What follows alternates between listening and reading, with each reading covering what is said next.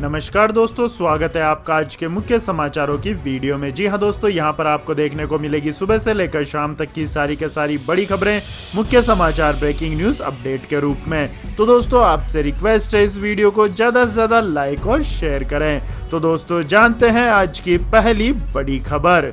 बंगाल की राजनीतिक गर्मी बढ़ा रहे हैं ओवैसी। अब इमामों ने कहा हम करेंगे विरोध। जी हां दोस्तों, पश्चिम बंगाल विधानसभा चुनाव में असदुद्दीन ओवैसी की एंट्री से राजनीतिक माहौल गर्म होता जा रहा है। ममता बनर्जी द्वारा ओवैसी पर निशाना साधे जाने के बाद अब पश्चिम बंगाल इमाम एसोसिएशन ने कहा है कि वो राज्य में AIMIM की राजनीतिक एंट्री का विरोध करेंगे। एसोसिएशन ने आरोप लगाया है कि राज्य में ओवैसी की एंट्री सुनियोजित है। इसके जरिए अल्पसंख्यक वोटों का ध्रुवीकरण कर बीजेपी को फायदा पहुंचाने की कोशिश की जाएगी। एसोसिएशन ने कहा है कि अगर जरूरत पड़ी तो नया संगठन बनाकर चुनाव लड़ेंगे और AIMIM के प्लान को बर्बाद कर देंगे। आपकी जानकारी के लिए बता दें दोस्तों, राज्य में सत्ताधारी पार्टी तृणमूल कांग्रेस के पास इस वक्त मुस्लिम मतों का एक मुश्त समर्थन है।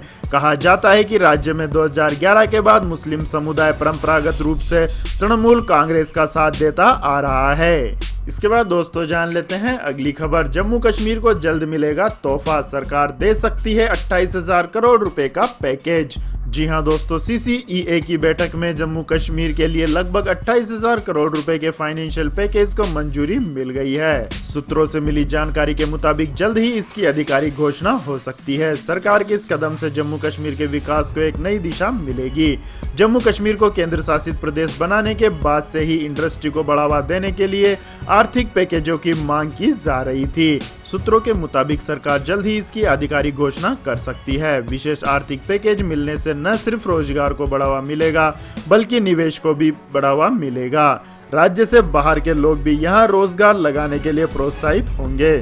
इसी को देखते हुए सरकार विशेष आर्थिक पैकेज देने पर विचार कर रही है। इसके बाद दोस्तों, जान लेते हैं अगली खबर। कांग्रेस नेता सोनिया गांधी और BSP सुप्रीमो मायावती को भारत रत्न देने की उठी मांग। जी हां दोस्तों, कांग्रेस महासचिव हरीश रावत ने बुधवार को कहा कि भारतीय नारीत्व की गरिमा को नई ऊंचाइयां प्रदान करने के लिए पार्टी अध्यक्ष सोनिया गांधी और देश के शोषित एवं पीड़ितों के भीतर विश्वास पैदा करने के लिए बसपा प्रमुख मायावती को भारत रत्न सम्मान से नवाजा जाना चाहिए।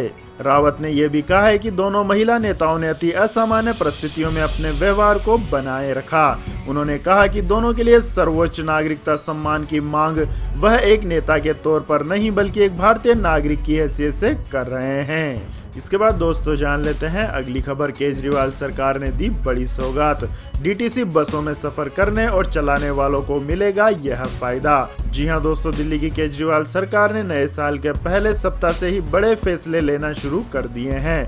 बुधवार को केजरीवाल सरकार ने दिल्ली वासियों को लेकर एक बड़ा फैसला लिया है, जिसमें दिल्ली में DTC की 1000 बसें और खरीदी जाएंगी। दिल्ली के परिवहन मंत्री कैलाश गहलोत की अध्यक्षता में दिल्ली परिवहन निगम के निदेशक मंडल की बैठक में इसको लेकर फैसला हुआ है। इस बैठक में DTC बोर्ड ने 1000 AC लो फ्लोर CNG बसों की खरीद के लिए धनराशि को मंजूरी दे दी है। बोर्ड ने प्रति बस 7,50,000 किलोमीटर के हिसाब से 12 वर्षों तक रखरखाव के लिए भी बीमा धनराशि को मंजूरी दे दी है। यह BS6 मानक अनुपालित वातानुकूलित बसें रियल टाइम यात्री सूचना प्रणाली CCTV, पैनिक बटन, GPS और अन्य सुविधाओं से लैस होंगी। इन बसों में शारीरिक रूप से विकलांग लोगों के लिए भी उचित सुविधा उपलब्ध रहेगी। इसके बाद दोस्तों, जान लेते हैं अगली बड़ी खबर। महाराष्ट्र में महिला सीट पर चुनाव लड़ेंगी ट्रांसजेंडर्स, बॉम्बे हाई कोर्ट ने दी मंजूरी। जी हां दोस्तों, बॉम्बे हाई कोर्ट की औरंगाबाद पीठ ने एक ट्रांसजेंडर को ग्राम पंचायत का चुनाव महिलाओं की श्रेणी में लड़ने की अनुमति दे दी है। इसके साथ ही अदालत ने कहा है कि ऐसे लोगों को लिंग चयन करने का अधिकार है। न्यायमूर्ति रविंद्र घुग की एकल पीठ ने 2 जनवरी को एक याचिका पर यह फैसला दिया है। यह याचिका अंजलि गुरु ने दायर की थी। इस याचिका में रिटर्निंग अधिकारी के 31 दिसंबर 2020 के फैसले को चुनौती दी गई थी। रिटर्निंग अधिकारी ने जलगांव जिले में ग्राम पंचायत चुनाव के लिए याचिकाकर्ता का पर्चा रद्द कर दिया था। याचिकाकर्ता ने नामांकन पत्र में लिंग में महिला श्रेणी का चुनाव किया था और सामान्य श्रेणी की महिलाओं के लिए आरक्षित वार्ड से चुनाव लड़ने के लिए पर्चा दाखिल किया था। उनकी यह नामांकन पत्र को खारिज कर दिया गया था क्योंकि याची ट्रांसजेंडर था और मौजूद ग्राम पंचायत चुनाव के फॉर्म में ट्रांसजेंडर श्रेणी की व्यवस्था नहीं थी। इसके बाद दोस्तों जान लेते हैं अगली बड़ी खबर। 21 की उम्र से पहले स्मोकिंग करने वाले सावधान, सरकार लाने जा रही है नया कानून। जी हां दोस्तों, युवाओं के बीच सिगरेट और तंबाकू के बढ़ते इस्तेमाल के चलते केंद्र सरकार एक बड़ा फैसला लेने जा रही है। सरकार धूम्रपान की कानूनी उम्र 21 साल करने की तैयारी कर रही है। केंद्र सरकार ने सिगरेट और तंबाकू उत्पादों की बिक्री की अनुमति देने के लिए मौजूदा 18 वर्ष की आयु को बढ़ाकर 21 वर्ष करने के लिए एक बिल तैयार किया है। सरकार ने सिगरेट और अन्य तंबाकू उत्पाद संशोधन अधिनियम 2020 का मसौदा बना लिया है। सिगरेट पीने की आयु सीमा को बढ़ाकर 21 वर्ष करने का प्रावधान केंद्रीय स्वास्थ्य मंत्रालय द्वारा शुरू किए जा रहे नए विधेयक का हिस्सा है। विधेयक में सिगरेट और अन्य तंबाकू उत्पाद अधिनियम 2003 में संशोधन करने का प्रयास किया गया है। इसके बाद दोस्तों जानते हैं आज के मौसम अपडेट्स। लेकिन दोस्तों मौसम अपडेट जानने से पहले आप लोगों से गुजारिश है कि इस वीडियो में दिखाई गई खबरें अगर आपको पसंद आई हो तो इस वीडियो को लाइक करें, शेयर करें और हमारे चैनल को सब्सक्राइब करें। तो दोस्तों जान लेते हैं आज के मौसम अपडेट्स। तो दोस्तों अगले 24 घंटों के दौरान पश्चिमी हिमालयी राज्यों पर मध्यम बारिश और हिमपात जारी रहने की संभावना है। पश्चिमी उत्तर प्रदेश में भी हल्की से मध्यम बारिश और गरज के साथ हल्की बौछारें गिर सकती है। वहीं पंजाब, हरियाणा और दिल्ली में 1-2 स्थानों पर बारिश हो सकती है। तटीय तमिलनाडु और केरल में हल्की से मध्यम बारिश के साथ कुछ स्थानों पर भारी बौछारें पड़ सकती है। वहीं कर्नाटक, आंतरिक तमिलनाडु, दक्षिणी कोंकण, गोवा, दक्षिणी मध्य महाराष्ट्र, मराठवाड़ा और विदर्भ में भी कुछ स्थानों पर हल्की से मध्यम बारिश हो सकती है। तेलंगाना में छुटपुट वर्षा की संभावना से इनकार नहीं किया जा सकता। इसके बाद दोस्तों जान लेते हैं आज के पेट्रोल और डीजल के भाव। तो दोस्तों पेट्रोल डीजल की कीमतों में आज लगातार 29वें दिन भी कोई बढ़ोतरी नहीं हुई है, जिससे देश की राजधानी दिल्ली में 1 लीटर पेट्रोल का दाम 83 रुपए 71 पैसे, वहीं 1 लीटर डीजल का दाम 73 रुपए 87 पैसे पर बना हुआ है। इसके बाद दोस्तों जान लेते हैं अगली खबर। गिर गई सोने की कीमतें, चांदी में आया उछाल। जी हां दोस्तों, घरेलू सराफा बाजार में बुधवार को सोने के हाजिर भाव में गिरावट दर्ज की गई है। HDFC सिक्योरिटीज के अनुसार राष्ट्रीय राजधानी दिल्ली में बुधवार को सोने के भाव में मात्र 71 रुपए की गिरावट दर्ज हुई। इस गिरावट से सोने का भाव 51,125 रुपए प्रति 10 ग्राम पर रह गया है। सिक्योरिटीज के अनुसार भारतीय रुपए में मजबूती के चलते सोने के हाजिर भाव में यह गिरावट दर्ज की गई है। गौरतलब है कि पिछले सप्ताह सोने का भाव 51,196 रुपए प्रति 10 ग्राम पर बंद हुआ था। हालांकि चांदी के घरेलू हाजिर भाव में बुधवार को बढ़ोतरी दर्ज की गई है। चांदी के भाव में बुधवार को 156 रुपए प्रति किलोग्राम की बढ़ोतरी दर्ज हुई है। इस बढ़त से चांदी का भाव 70,082 रुपए प्रति किलोग्राम हो गया है। गौरतलब है कि चांदी पिछले सत्र में 69,926 रुपए प्रति किलोग्राम के भाव पर बंद हुई थी। इसके बाद दोस्तों जान लेते हैं अगली खबर। पंजाब, राजस्थान सहित इन राज्यों ने किया स्कूल खोलने का ऐलान। जी हां दोस्तों, कोरोना वैक्सीन के आपातकालीन इस्तेमाल की मंजूरी मिलने के बाद अब राज्य सरकारें धीरे धीरे स्कूल खोलना शुरू कर रही है। पंजाब, राजस्थान, गुजरात, उड़ीसा समेत कई राज्य सरकारों ने स्कूल, विश्वविद्यालय और सरकारी प्रशिक्षण संस्थानों को खोलने के निर्देश दिए हैं। कोरोना से बचाव के लिए सभी राज्य सरकारों ने दिशा निर्देश भी जारी किए हैं। राज्य सरकार की ओर से जारी किए गए नियमों का पालन करना स्कूल और कॉलेज को जरूरी होगा। गुजरात सरकार ने 11 जनवरी से 10वीं और 12वीं की कक्षाओं को फिर से शुरू करने का फैसला लिया है। स्कूलों को 2 बार से खोलने का फैसला बुधवार को हुई कैबिनेट मीटिंग में लिया गया। इसके अलावा उड़ीसा में राज्य सरकार ने 8 जनवरी से 10वीं और 12वीं क्लास के नए स्कूलों को फिर से शुरू करने का फैसला किया है। इसके बाद दोस्तों जान लेते हैं अगली खबर। अपने कमजोर सैनिकों को सुपर सोल्जर बनाना चाहता है चाइना, गुपचुप कर रहा है CRISPR तकनीक पर काम। जी हां दोस्तों, अमेरिकी खुफिया एजेंसी CIA ने चाइना के बारे में एक चौंकाने वाला खुलासा किया है। चीन साइंस फिक्शन फिल्म की तर्ज पर अपने सैनिकों के अंदर DNA जीनोम बदलाव कर वह उन्हें ज्यादा शक्तिशाली और मजबूत बनाने वाले प्रयोग कर रहा है।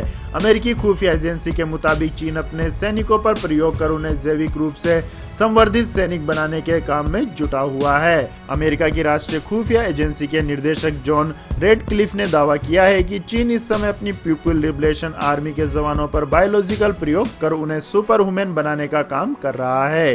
इसके बाद दोस्तों जान लेते हैं अगली बड़ी खबर। मुख्तार अब्बास नकवी का ऐलान, भारत से हज यात्रा पर जाने वालों को दी जाएगी कोरोना वैक्सीन।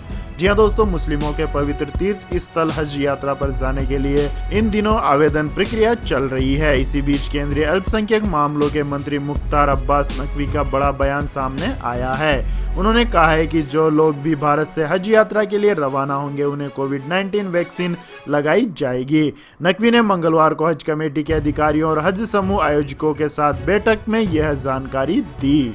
इसके बाद दोस्तों जान लेते हैं अगली बड़ी खबर। चीन ने दिखाई दादागिरी, WHO की कोरोना जांच टीम को देश में नहीं दी एंट्री। जी हां दोस्तों, चीन की दादागिरी का एक नमूना दुनिया के सामने फिर पेश हुआ है। चीन ने विश्व स्वास्थ्य संगठन की जांच टीम को अपने देश में प्रवेश करने की अनुमति नहीं दी है।